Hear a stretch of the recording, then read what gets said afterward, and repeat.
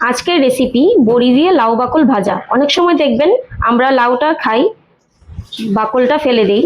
তো এই বাকল আর আলু বড়ি দিয়ে এই ভাজাটা আপনারা বাড়িতে বানিয়ে খেয়ে দেখবেন, অসাধারণ লাগে। কড়াইতে সর্ষের তেল গরম করে নিয়েছি, এখন বড়িগুলো দিয়ে ভেজে তুলে নেব। বড়িগুলো ভাজা হয়ে গেছে, এবার তুলে নেব। তেলটা গরম হয়ে গেছে, এখন আমি পেঁয়াজ কুচি দিয়ে দেবো, দুটো চেরা কাঁচা লঙ্কা দিয়ে দেবো।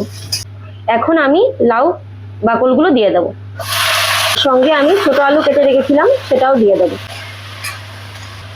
স্বাদ অনুযায়ী নুন দিয়ে দেবো, 1 চামচ পরিমাণ হলুদ গুঁড়ো দিয়ে দেবো, 1 চামচ পরিমাণ জিরে বাটা দিয়ে দেবো।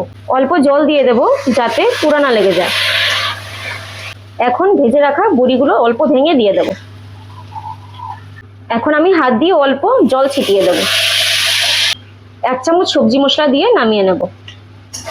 দেখুন আমার রান্নাটা কমপ্লিট। যদি আপনাদের এই রান্নাটা ভালো লেগে থাকে, লাইক শেয়ার সাবস্ক্রাইব করে দেবেন।